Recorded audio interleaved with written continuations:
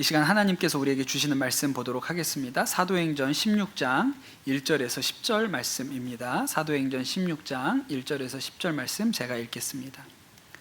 바울은 더베와 루스드라에도 갔다. 거기에는 디모데라는 제자가 있었는데 그의 어머니는 신앙이 돈독한 유대 여자이고 아버지는 그리스 사람이었다. 디모데는 루스드라와 이고니온에 있는 신도들에게 호평받는 사람이었다. 바울은 디모데가 자기와 함께 가기를 바랐다. 그래서 바울은 그 지방에 사는 유대 사람들을 생각해서 디모데를 데려다가 할례를 행하였다. 그것은 디모데의 아버지가 그리스 사람이라는 것을 그들이 모두 알고 있었기 때문이다. 바울 일행은 여러 도시를 두루 다니면서 예루살렘에 있는 사도들과 장로들이 정한 규정을 사람들에게 전해주어서 지키게 하였다. 교회들은 그 믿음이 점점 더 튼튼해지고 그 수가 나날이 늘어갔다. 아시아에서 말씀을 전하는 것을 성령이 막으심으로 그들은 부르기아와 갈라디아 지방을 거쳐가서 무시아에 가까이 이르러서 비두니아로 들어가려고 하였으나 예수의 영이 그것을 허락하지 않으셨다. 그래서 그들은 무시아를 지나서 드로아에 이르렀다. 여기서 밤에 바울에게 환상이 나타났는데 마케도니아 사람 하나가 바울 앞에 서서 마케도니아로 건너와서 우리를 도와주십시오 하고 간청하였다. 그 환상을 바울이 본 뒤에 우리는 곧 마케도니아로 건너가려고 하였다. 우리는 마케도니아 사람들에게 복음을 전하기 위하여 하나님께서 우리를 부르신 것이라고 확신하였기 때문이다. 아멘. 하나님의 말씀입니다. 이집트 선교 가기 전에 제가 성도님들께 부탁한 것 중에 각 가정에서 사용하지 않은 학용품들 있으면 교회로 좀 가져다 주십사 그렇게 부탁을 드렸잖아요. 많이 가져다 주셔서 아이들에게 잘 나눠줄 수가 있었습니다. 저희가 이집트에 가서 했던 프로그램 중에 아이들 모아가지고 이제 주일 오후에 이렇게 아이들 프로그램을 한 2시간 정도 같이 하는 게 있었어요. 한 100명 정도 올 거라고 얘기 들었는데 가보니까 한 140명 정도 많이 왔습니다. 그 단기 선교 가서 이렇게 아이들 데리고 이렇게 뭐 프로그램을 하라고 하면 쉽지가 않아요. 예. 근데 생각해 보면 한국에서도 쉽지는 않습니다. 애들 데리고 뭐 하는 일이 어디 가나 어렵기는 마찬가지긴 한 것 같은데 일단 의사소통이 좀 원활하지 않고 그러니까 뭐 어려운 면들이 있죠. 근데 거기를 갔더니 어린 애들은 유치원생부터 큰 애들은 한 중학생들까지도 있는 것 같아요. 그러니까 얘네들을 다 한 자리에 앉혀놓고 뭘 하기가 쉽지가 않죠. 제가 여러 나라 가봤는데 하여튼 말은 이집트 애들이 제일 안 들었던 것 같아요. 네. 진짜 지독하게 말 안 들었고 그 앞에 나와서 그 아이들 앉혀놓고 인도하는 여자 선생님 계셨거든요. 아마 부장님 좀 되시는 것 같아요. 포스가 어마어마했습니다. 진짜 존경스럽고 대단한 분 봤어요. 그런 거 생각하면 우리 애들은 천사 같다 이렇게 생각이 들기도 합니다. 또 하나가 이렇게 장소적인 제약이 있었는데 보통 이제 그렇게 선교지에 나가서 하면 뭐 비누방울놀이나 뭐 물풍선이나 뭐 물총싸움 이런 거 밖에 나가서 하면 애들이 되게 좋아하거든요. 근데 이번에는 실내에서 해야 된다는 거예요. 그것도 이렇게 장의자가 놓여 있는 예배당 안에서 해야 된다고 하니까 뭘 하기가 어렵죠. 가만히 앉아서 할 수 있는 뭔가를 해야 되는 상황이었어요. 그래가지고 제가 뭘 할까 고민을 하다가 아이디어를 하나 냈습니다. 근데 좀 이렇게 앉아서 해야 하는 공작 활동이에요. 뭐 만드는 거긴 한데 제가 우리 조성희 전도사님한테 아이디어는 제가 생각을 하고 조성희 전도사님한테 준비를 하시라고 했는데 둘 사이도 소통이 잘 안 돼가지고 계속 엉뚱하게 제 의도랑 상관없이 엉뚱하게 가져오신 거 아니라고, 이거 아니고 이렇게 바꿔야 된다고 제가 여러 번 얘기를 해서 하여튼 뭐 준비를 잘 해서 갔어요. 어떤 거냐면 이렇게 한 50개 정도의 정사각형 판을 가지고 갑니다. 그리고 그 정사각형 판 안에는 이렇게 바둑판 모양이 그려져 있어요. 그리고 그 칸 안에는 다 번호가 써 있거든요. 그 번호가 색깔을 의미해요. 1번은 까만색이고 2번은 흰색이고 뭐 이런 식이에요. 그런 다음에 그 안에 그 색깔에 맞는 색종이들이, 조그만 색종이들이, 정사각형 색종이들이 들어가 있습니다. 그 아이들은 받은 판에다가 그 번호에 맞게 이 색종이를 붙이면 되는 거예요. 뭐 어렵지는 않죠. 그냥 간단하게 할 수 있는 거예요. 여러분 어떤지 이해가 되셨어요? 제가 사진을 보면서 좀 설명을 한번 다시 드려볼게요. 이렇게 예배당에 저렇게 아이들이 바글바글 모여 앉아 있었습니다. 다음 거 보여주세요. 잘생겼죠? 예. 근데 애들 말고 애들 밑에 있는 거, 저 애들이 못해 판에다가 뭘 이렇게 풀칠해서 붙이고 있잖아요. 다음 사진 한번 보여주시겠어요? 예, 저렇게 3명이 앉아가지고 저 네모난 판에다가 숫자에 맞는 색종이를 붙이는 거예요. 예.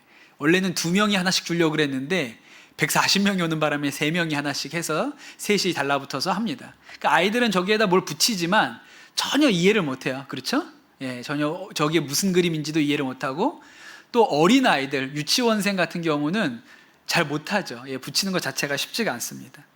그런데 그렇게 50개를 다 색종이를 붙여가지고 이제 순서에 맞게 한 자리에다가 딱 붙이면 그림이 나오죠. 그 그림이 이겁니다. 이렇게 그림이 나오는 거예요. 예, 그 50개를 다 순서에 맞춰서 붙이면 저렇게 예수님 얼굴이 딱 나오게 된 거예요. 그러니까 아이들이 거기서 색종이를 붙이고 있을 때는 이게 뭘 하는지를 몰라요. 그런데 저는 알죠. 계획을 했으니까 저 그림이 나올 것이다. 근데 사실은 하면서는 안 나올 것 같았어요. 얼마나 애들이 드세고 말을 안 듣는지 이게 가능할까? 근데 나중에 어떻게 하여튼 우여곡절 끝에 하니까 저렇게 예수님 얼굴이 나와가지고 애들은 크게 감동 안 한 것 같고 저희는 그거 준비해간 저희는 굉장히 큰 감동을 얻었습니다. 저렇게 예수님 얼굴이 잘 그려졌어요. 근데 가만히 생각을 해보니까 우리 인생이 이것과 비슷하다 이런 생각이 듭니다. 왜냐하면 우리 인생에도 매일매일 조그만 조각 퍼즐들이 있는 거예요. 그런데 그날 우리에게 주어진 이 인생이라는 조각 퍼즐들은요, 처음에 그 조각만 봤을 때는 의미를 알기가 어렵죠. 이게 왜 갑자기 나한테 이런 일이 생겼어? 이런 생각이 듭니다. 그런데 여러분, 하나님은 우리 인생에 대하여 큰 그림을 가지고 계신 분이라는 것을 우리가 알아야 합니다. 그래서 오늘 설교 제목이 하나님의 빅피처예요. 오늘 말씀을 읽어보면 2가지 이야기가 나오는데, 바울과 바나바가 갈라지죠. 마가를 두고 갈라집니다. 바나바는 자기 고향이었던 키프로스로 갔고요. 이제 바울은 전도 여행했던 곳, 1차 전도 여행 때 갔던 교회들을 먼저 둘러보기 위해서 거기를 갔어요. 그래서 1차 전도 여행 때 갔던 더베와 루스드라에 갔는데, 그 루스드라에 가니까 디모데라는 아주 훌륭한 청년, 우리 청년들처럼 아주 믿음 좋고 훌륭한 청년이 그 교회에 있었어요. 근데 이 디모데가 칭찬받고 아주 너무 믿음 좋은 그 형제라서 이번 선교 여행에 우리랑 같이 가자, 그렇게 초청을 합니다. 디모데는 굉장히 중요한 인물이거든요. 바울이 디모데에게 보낸 편지가 성경에 들어있죠. 디모데 전서 후서예요. 바울이 죽기 전에 마지막으로 쓴 편지가 디모데 후서인데 내용은 간단해요. 죽기 전에 네 얼굴 한번 보자, 빨리 나에게로 오라, 그게 디모데 후서예요. 그런데 오늘 이 디모데가 처음으로 등장을 하는데, 디모데에 대해서 설명이 한 구절 나옵니다. 뭐라고 나오냐면, 그의 어머니는 신앙이 돈독한 유대 여자이고 아버지는 그리스 사람이었다, 이렇게 성경에 나옵니다. 디모데를 데리고 가는데, 이제 디모데가 전도 여행팀에 같이 동참을 해서 가잖아요. 근데 디모데는 아버지가 그리스 사람이에요. 그래서 할례를 안 받았습니다.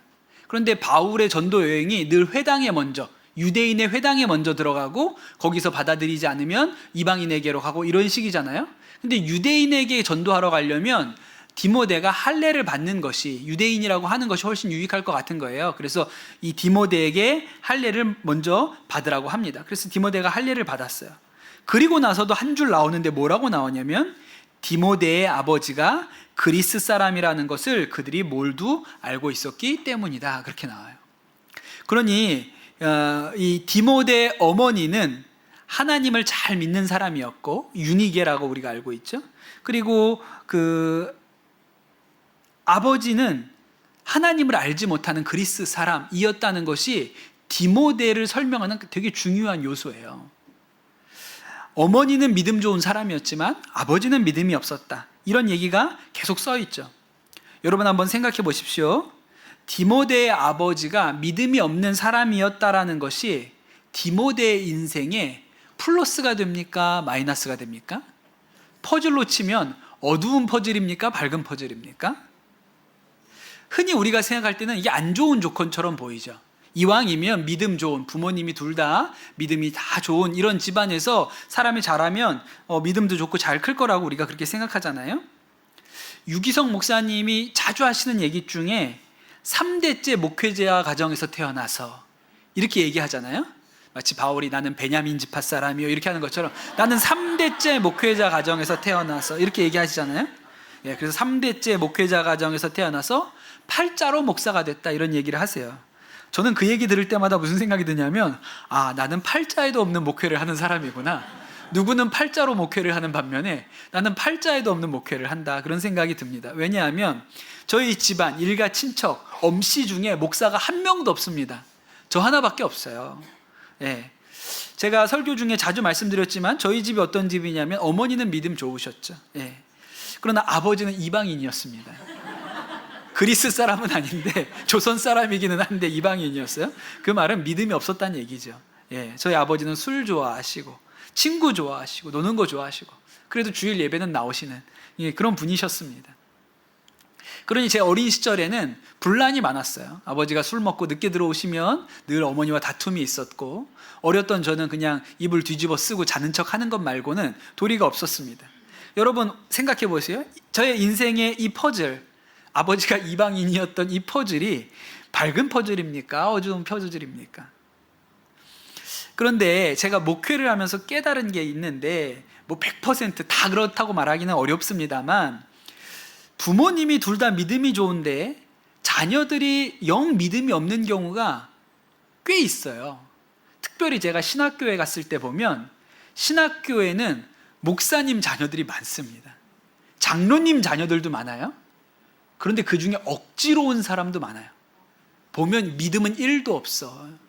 저는 구원도 못 받은 것 같은데 그런데 신학교에 왔어요. 그러고 그냥 계속 방황하는 거예요. 그런데 그런 친구들의 상당수가 목사님 아들 또 장로님 가정에서 이렇게 자란 친구들이에요.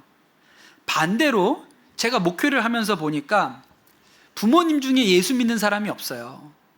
혼자 교회 나오는 경우 아주 믿음이 견고한 아이들이 있어요. 혹은 부모님 중에 한 분, 디모데처럼 어머니는 예수 잘 믿는데 아버지는 믿음이 없는 경우에 이런 가정에서 믿음이 아주 강건한 아이들이 이렇게 어떻게 저런 믿음을 가졌지 싶은 아이들이 볼 때가 있습니다. 왜 그럴까요? 부모님이 두 분 다 믿음 좋은 경우에는 자신의 신앙에 대해서 뭔가를 결정할 기회가 없어요. 그냥 어려서부터 익숙한 거예요. 교회에 잘 나가면 박수 받고 칭찬 받았어요. 그러니까 그냥 자연스러운 건 자연스럽지만 내 스스로 뭔가를 결정한 경험은 없어요. 그런데 부모님이 두 분 다 믿지 않아요? 그런데 아이가 교회를 나옵니다. 걔는 선택해서 나온 거예요. 내 신앙을 내가 선택해서 결정한 거예요. 그러니까 그 아이는 믿음 가운데 하나님의 부르심에 대한 확신이 있죠. 그래서 교회를 나왔으니까요. 부모님 중에 한 분만 믿음이 있는 경우도 마찬가지입니다. 그때 잘은 모르지만 마음 가운데 잘은 모르지만 이런 아이들은 선택의 기로에 놓여요. 아버지처럼 살 것인가? 아니면 어머니처럼 살 것인가? 아버지처럼 세상적으로 살 것인가? 아니면 나도 하나님 믿는 사람으로 살 것인가를 은연중에 결심하게 되는 거예요. 그래서 그런 아이들이 믿음이 이렇게 잘 세워질 수가 있는 것이죠. 그러니 여러분 언뜻 보기에는 디모데의 아버지가 그리스인이라는 이야기가 인생에는 안 좋은 퍼즐처럼 보여요. 그런데 그렇지 않습니다. 하나님은 큰 그림이 있는 거예요. 그 퍼즐을 통해서 도리어 이 디모데의 믿음을 강건하게 세우려는 하나님의 큰 밑그림이 있는 것이죠. 오늘 말씀에 또 한 가지 사건이 등장하는데 이제 바울이 1차 전도 여행 갔던 도시들을 다 둘러보고 나니까 이제 고민이 생기죠. 이제 다음은 어디 가야지? 어디 가서 전도를 해야 될까? 이렇게 고민이 되는 거예요. 6절에 보니까 뭐라고 나오냐면 아시아에서 말씀 전하는 것을 성령이 막으심으로 그래요. 아시아가 어디입니까? 여기가 아시아잖아요. 그렇죠? 예, 여기가 아시아예요. 한국, 중국, 일본. 그럼 여러분 바울이 저기 중국에 가서 일본에 가서 전도하려고 그랬을까요? 아닙니다. 그때 아시아는 한국, 중국, 일본이 아니에요. 왜냐하면 그때 그런 게 있는 줄도 몰라요. 그때 아시아라고 말하면 터키를 아시아라고 했어요. 그들이 알고 있는 아시아는 터키, 페르시아 이런 데가 아시아인 거예요. 그 중에 옛날 책을 보면 소아시아 이런 게 나오거든요. 소아시아. 작은 아시아가 어디냐면 터키를 작은 아시아라고 옛날에 불렀던 거예요. 거기를 소아시아 지역이라 그랬어요. 그래서 바울이 아시아에 가고 싶었다는 말은 이 터키 지역 중에 가장 큰 도시, 로마가 건설한 가장 큰 도시가 에베소였거든요. 그 에베소에 가고 싶다는 얘기예요. 근데 바울이 에베소에 가고 싶었는데 말씀을 읽어보니까 성령이 막으심으로 성령께서 에베소에 가는 것을 허락하지 않으셨습니다. 그래서 바울이 에베소에 가지 않고 거기를 지나쳐서 무시아까지 가서 비두니아라는 곳으로 들어가려고 했는데 또 성령님이 막으신 거예요. 그럼 여러분, 바울의 마음이 얼마나 답답하겠습니까? 분명히 전도 여행하려고 출발은 했는데, 아니 나쁜 것도 아니고 복음 전하려고 하는데 가는 데마다 성령님이 아니야, 거기 아니야 이렇게 말씀하시니까 바울 마음에 답답하죠. 그러다가 드로아라는 곳까지 갔는데 그 드로아에서 바울이 꿈을 꿉니다. 밤중에 그 꿈속에 마케도니아 사람 하나가 나타나서 건너오라, 건너오라, 와서 우리를 도우라, 그런 환상을 본 거예요. 그래서 바울이 마케도니아로 하나님이 가라고 하시는구나. 그래서 마케도니아는 배를 타고 건너가야 되거든요. 그래서 이제 배를 타고 마케도니아로 건너가게 됩니다. 그런데 여러분, 이 일이 굉장히 중요한 사건이에요. 왜냐하면 복음이 아시아에서 유럽으로 전해지는 첫 순간이 바로 여기예요. 바울의 마음은요, 계속 아시아에 있었어요. 아시아에서 복음 전하고 싶었습니다. 그런데 계속 막히는 거예요. 그런데 하나님은 환상을 통해서 바울을 유럽으로 넘어가게 하시죠. 마케도니아로 넘어가게 하세요. 하나님의 큰 그림이 있었습니다. 당시 이 지중해 주변을 다 로마라는 나라가 다스리고 있었거든요. 그리고 그 로마의 핵심이, 수도가 이탈리아 안에 있는 그 로마라는 도시잖아요. 그러니 하나님의 큰 그림은 복음이 로마로 들어가서 그 로마를 통해서 이 유럽 전역으로, 지중해 전역으로 퍼져나가게 하셔서 땅 끝까지 흘러가게 하시는 것이 하나님의 큰 그림이었어요. 근데 바울은 자꾸 아시아로 가고 싶은 거예요. 그러니까 성령께서 다 막으시죠. 하나님의 큰 그림을 바울이 모르니까 막힌 거예요. 바울 입장에서는 답답하죠. 왜 하나님이 자꾸 막으시지? 나는 분명히 복음 전하러 왔는데 왜 막으시지? 그런데 하나님 편에서는 훨씬 더 큰 그림이 있었다는 것을 알아야 합니다. 여러분, 우리의 인생이 꼭 그와 같습니다. 요셉을 한번 생각해 보세요. 요셉의 인생에, 그의 젊은 시절에 안 좋은 일들이 많았습니다. 왜 이런 퍼즐들만 나한테 오는 거지? 이런 일들이 많았어요. 형들에게 미움을 받았고, 이집트의 종으로 팔려갔고, 또 모함을 받아가지고 감옥에 또 가게 되지 않았습니까? 그럼 여러분, 이런 단편들을 생각하면 요셉은 하는 일마다 되는 게 없어요. 왜 이렇게 내 인생은 되는 게 없지? 왜 내 인생의 퍼즐은 다 이 모양 이 꼴이야? 왜 안 좋은 카드만 자꾸 나오는 거야? 이런 생각이 들만 하죠. 근데 여러분, 하나님 편에서는 다르죠. 하나님은 이 퍼즐들을 모아서 완전히 다른 그림을 그리실 계획을 이미 가지고 계신 거예요. 결국 요셉이 이집트의 총리가 됐고, 그 이집트가 극심한 가뭄으로 고생할 때 이집트를 구해냈습니다. 그리고 또 요셉의 가족들이 먹고 살 것이 없어서 이집트에 내려오게 되었을 때 요셉을 만나서 그들의 목숨을 건지게 되죠. 그때 형들이 요셉 앞에 와서 무릎을 꿇고 엎드렸습니다. 그때 형들은 모르고 요셉은 알죠. 우리 형들이 왔네? 알았어요. 그런데 그때 딱 깨달은 거예요. 이 그림이구나.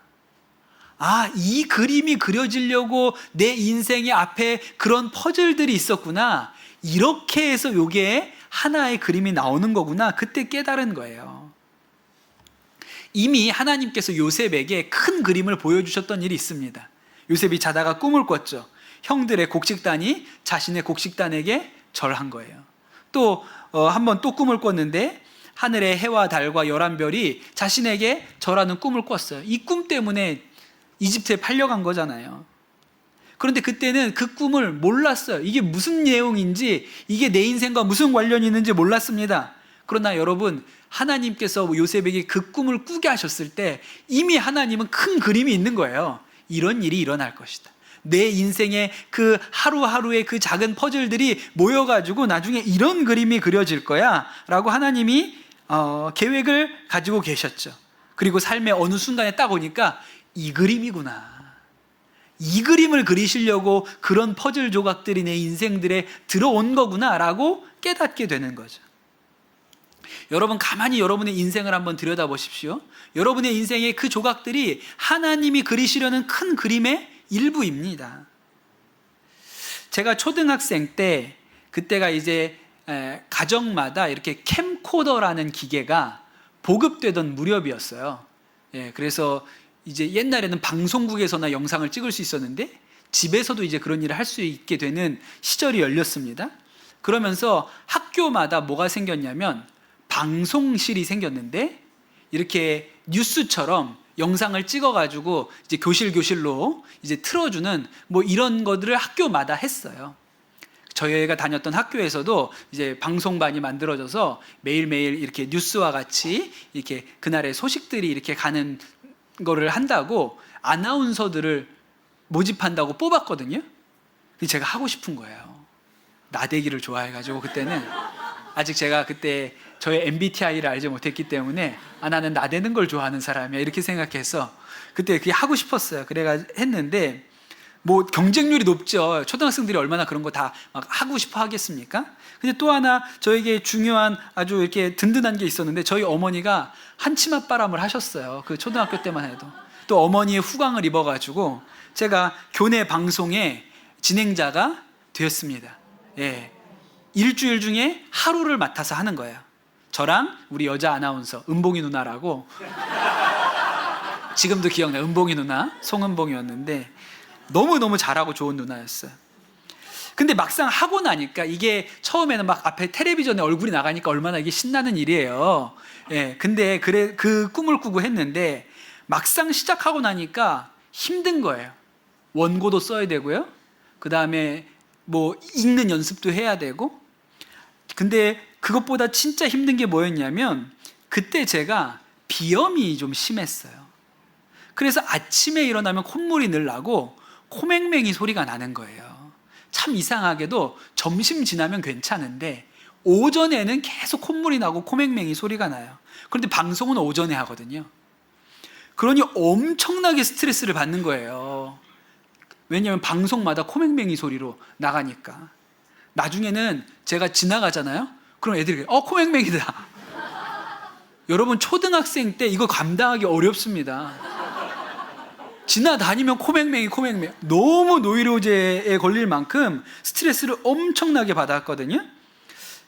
일종의 지난주에 얘기한 것처럼 흑역사인 거죠. 제 인생의 흑역사예요. 그런데 지금 생각해 보면 그때 그 일이 하나님이 저에게 주신 축복의 퍼즐 중에 하나라고 깨닫게 됩니다. 왜냐하면 제가 목사로, 설교자로, 말하는 사람으로 살잖아요. 그런데 제가 음성이 이렇게 좋은 편은 아니라고 생각합니다. 그런데 제가 설교자로서 강점이 하나 있는데 발음이 명료하고 정확해요. 동의가 안 되시는 모양이죠? 이거 되게 당황스럽네. 몇몇 사람들이 발음이 좋다, 전달이 좋다 이렇게 얘기를 합니다. 설교자가 이렇게 설교할 때 좀 웅얼거리거나 발음이 명료하지 않으면 힘들거든요. 듣는 사람들이 뭔 소리 하는지 잘 못 듣겠다 이렇게 하면 되게 어렵죠. 그런데 제가 발음이 깔끔한 편이에요. 동의하시죠? 네, 그래요.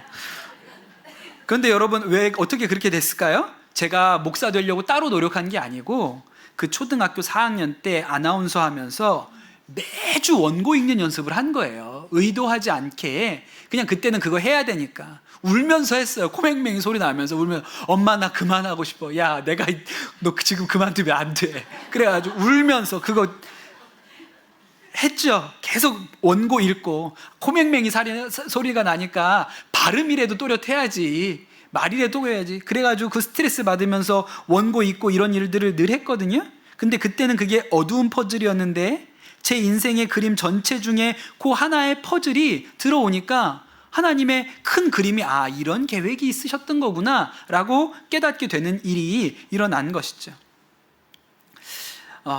이런 예에 가장 이런 일을 잘 보여주는 예가 저는 강영우 박사님이라고 생각합니다. 그 한국인으로서 백악관에서 제일 고위 공직까지 올라간 분이 강영우 박사님이라고 하잖아요. 이 강 박사님이 한국전쟁 끝나고 어려울 때 아버지가 일찍 돌아가셨습니다. 그런데 아버지 돌아가신 건 너무 슬픈 일이고 힘든 가정 형편이 됐는데, 한 3년 있다가 친구랑 학교에서 공차고 축구하다가 축구공에 눈을 맞아서 실명하게 되죠. 그 일 때문에 어머니가 너무 충격을 받고 상심을 받으셔서 시름시름 앓다가 어머니도 돌아가세요. 결국 그 부모님이 다 돌아가신 고아가 됐는데, 이 동생들을 먹여 살려야 되니까 제일 큰 누나가 공장에 취직해서 하여튼 일을 해가지고 동생들을 부양을 하려고 애쓰고 살다가 과로로 누나가 죽습니다. 그러니까 이제 밑으로 동생들이 있는데, 첫째인 제일 맞이가 된 강영우는 소경이에요. 장님이에요. 할 수 있는 일이 없어요. 동생들을 어떻게 할 방법도 없죠. 그래서 동생들이 다 고아원으로 뿔뿔이 흩어지게 됩니다. 그러니까 너무 참담하고 비참한 상황인 거예요. 그때 이 강영우가, 이 소년이 유일한 소망이 뭐겠어요? 하나님, 저 눈 좀 뜨게 해주세요. 제 동생들 다 잃어버리고 제가 이렇게 사는데 하나님 제발 저 눈 좀 뜨게 해주세요. 눈만 뜨면, 죽은 아버지 살려달라고 안 하고 죽은 어머니 살려달라고 안 할 테니 제 눈만 좀 뜨게 해주세요. 그렇게 기도했죠. 너무너무 간절한 기도 아닙니까? 그런데 하나님의 응답이 없었어요. 하나님이 그 기도 들어주지 않으셨습니다. 그런데 나중에 강영우 박사님이 얘기하시는 거예요. 이제 와서 보니까 그때 하나님이 내 눈을 고쳐주시지 않은 게 은혜다. 그렇게 얘기하시는 거예요. 왜냐하면 만약에 그때 하나님이 내 눈을 고쳐주셨더라면 나는 분명히 동생들 먹여 살리려고 어디 취직해서 일했겠지. 도저히 이 아이들 먹여 살려야 되니까 눈 떴으니까 어디 가서든지 무슨 일이든지 해서 동생들 먹여 살리려고 일했을 거예요. 그랬다면 지금처럼 공부를 할 수가 없었고, 그러니 지금 내가 올 수 있는 이 자리에도 올 수가 없었을 것이다. 그러니 그때 하나님 저 눈 좀 뜨게 해주세요 라고 기도했을 때 하나님이 응답해 주시지 않은 것이 하나님의 계획이다. 내가 지금 와서 보니 그것이 하나님의 큰 그림이라고 이야기를 하시는 거예요. 결국 이 강영우 학생이 맹학교에 들어가게 됐고, 거기에서 공부할 기회가 생겨서 대학에 들어갑니다. 또 대학에 들어갔다가 미국에 유학 가고 싶은 마음에 소원이 생겼는데 그때는 장애인은 못 간다는 거예요. 그래서 문교부에, 당시에 그 문교부에다가 편지를 쓰고 유학 좀 보내주십시오 해가지고 대한민국의 첫 번째 장애인 유학생으로 그렇게 미국에 가서 공부를 하고 박사님이 되고 백악관까지 가서 일을 하실 수 있게 된 것이죠. 그럼 여러분, 하나님이 큰 그림이 있어요. 하나님이 우리 인생에 대해서 큰 그림을 가지고 계십니다. 그런데 여러분, 오늘 하루라는 조각을 받았을 때는 왜 이 조각이 내게 주어졌는지, 왜 나한테는 이렇게 안 좋은 조각들, 안 좋은 퍼즐들만 나오는지 이해가 안 되죠. 그러나 여러분, 바로 그때에 우리가 가져야 되는 믿음이 분명히 하나님 안에 큰 그림이 있다. 하나님 안에 아름다운 그림이 있다. 여러분, 멋있는 그림은 어두운 부분도 있고 밝은 부분도 있습니다. 밝은 퍼즐도 있어야 되고 어두운 퍼즐도 있어야 그림이 나오니까 하나님께서 그 퍼즐을 주신 것이죠. 그래서 강영우 박사님이 자주 하시던 이야기가, 많은 사람들이 저에게 장애에도 불구하고 라고 말을 건넵니다. 그러나 저는 그 말을 고쳐드립니다. 장애에도 불구하고가 아니라 장애를 통해서, 장애 덕분에 라고요. 그럼 여러분, 디모데가 훌륭한 하나님의 사람이 된 것은 믿음 좋은 어머니 유닉의 덕분에 맞습니다. 그러나 동시에 믿음 없는 그리스인 아버지 덕분에도 맞아요. 그 퍼즐이 다 있었기 때문에 디모데가 하나님의 일꾼이 된 것이죠. 여러분, 하나님께서는 우리 인생의 하루하루의 그 조각난 퍼즐들, 내가 볼 때는 이게 왜 이 퍼즐이 내 인생에 들어왔는지 알지 못하는 그 퍼즐들을 가지고 아름다운 그림을 만들어내는 분이십니다. 사랑하는 성도 여러분, 때때로 우리 인생에 어두운 퍼즐이 계속 나올 때가 있죠. 이걸 어디다 갖다 쓰나? 왜 나한테 이런 인생에 이런 일들이 있나? 그러나 여러분, 그때 하나님을 신뢰하시기를 축복합니다. 하나님은 큰 그림이 있으세요. 그 퍼즐을 갖다 쓰실 곳이 있어요. 그 퍼즐이 들어가서 정확하게 들어맞는 자리가 있습니다. 그 퍼즐이 하나님 손에 들어가면 아름다운 그늘이 되는 것이죠. 여러분, 하나님을 굳게 신뢰하는 은혜가 여러분에게 있게 되시기를 예수님의 이름으로 축복합니다. 주신 말씀 붙들고 기도하도록 하겠습니다. 이 시간 기도하실 때, 주여 하나님, 때때로 우리의 인생에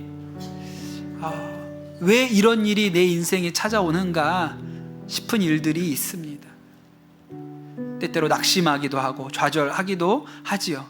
그러나 하나님, 그때 우리의 믿음의 눈을 열어주십시오. 하나님께 큰 그림이 있습니다. 요셉이 이집트에 끌려갔을 때, 감옥에 있을 때 도대체 이 퍼즐이 어디에 쓸모가 있는지 알지 못했으나 하나님은 그 퍼즐들을 모아 그의 인생을 아름답게 그리셨습니다. 하나님, 그 믿음을 우리에게 주십시오. 오늘 우리가 겪어내야 되는 이 어두운 퍼즐 조각이 나중에 꼭 맞는 곳에 들어갈 때가 있을 줄로 믿습니다.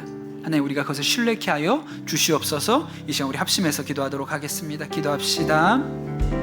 주님, 우리의 인생에 하루하루 왜 이런 일이 내게 일어나는지 알 수 없는 일들로 힘들어하고 낙심한 성도들이 있습니까? 하나님, 오늘 말씀을 통하여 우리에게 힘을 주시고 깨닫게 하시고 소망의 눈을 열어 주시옵소서.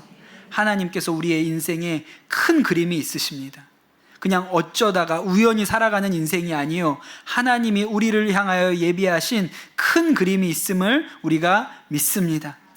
오늘 이 조각이 내 눈에 보기에는 거칠고 힘들고 어려워 보이는 퍼즐 조각일지라도 이 조각이 그 그림의 한 부분에 꼭 맞는 부분이 있을 줄로 믿습니다.